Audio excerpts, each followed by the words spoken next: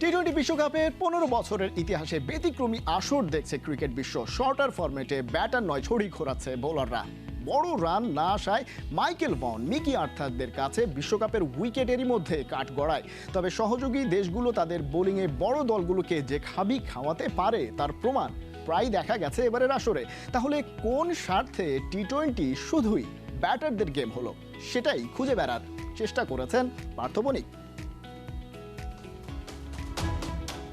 Match হেরে নেপাল ক্যাপ্টেনের মাথায় হাত, আর দলকে জিতিয়ে তানজিমের শূন্যে লাভ।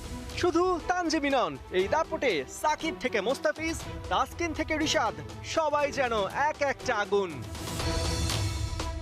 তবে সুপার 8-এ উঠলেও টাইগারদের ব্যাটিং নিয়ে সন্তুষ্টি যেন ঠিকঠাক মিলছেই না।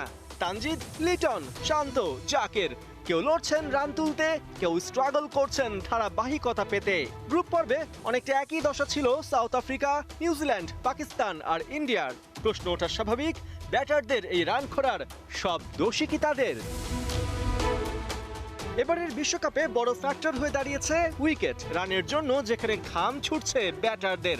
পাকিস্তানের সাবেক কোচ মিকি আর্থারের চোখে বিশ্বকাপের পিচ ভেরি পুয়ার। সাবেক ইংলিশ ক্যাপ্টেন মাইকেল ভনের কাছে যা শকিং, ওয়াসিম জাফরের জন্য টি-20 নয়, অনেকটা টেস্টের আদর্শ উইকেট। কিন্তু কথা যখন আসে ক্রিকেটিং এক্সাইটমেন্টের, তখন এই আলেমীয় কথাগুলো কতটা যৌক্তিক?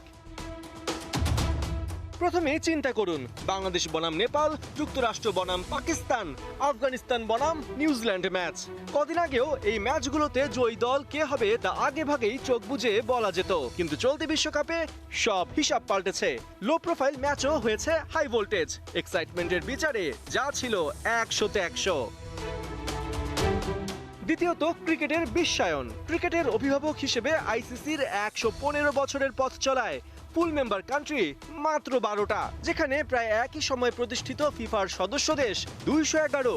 ক্রিকেটের বিশ্বায়ন করতে গেলে যেখানে লেভেল প্লেইং ফিল্ড করা দরকার, সেখানে আইসিসির উঠবস হয় বড় দলগুলোর কথায়। তাদের প্রেসক্রিপশনেই মূলত টি-20 হয়ে উঠেছে ব্যাটার্স গেম। অথচ উইকেট যদি ব্যাটিং না হয়ে বোলিং ফ্রেন্ডলি হয়, তাহলে ছোট দলগুলোও যে ভয়ঙ্কর হতে পারে, বড় দলকে নাকানি চুবানি খাওয়াতে পারে, তার উদাহরণ এবারের বিশ্বকাপ। পাকিস্তানের বিপক্ষে যুক্তরাষ্ট্রের জয়, নিউজিল্যান্ডের বিপক্ষে আফগানিস্তানের বিগ উইন, বাংলাদেশের চোখে চোখ রেখে নেপালের লড়ে যাওয়া তারই প্রমাণ। মূলত টি-20-তে ব্যাটিংকে প্রায়োরিটি দেয় বোলাররা এই ফরম্যাট হয়ে গেছে সৎ সন্তান।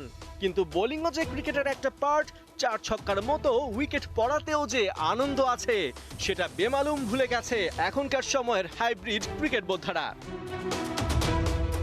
প্রশ্ন হলো, 120 বলের খেলায় যদি ব্যাটারদের জন্য 200 রানের পিচ বানানো জায়েজ হয়, তাহলে বোলারদের জন্য 100 রানের নিচে পিচ বানালে সমস্যা কোথায়?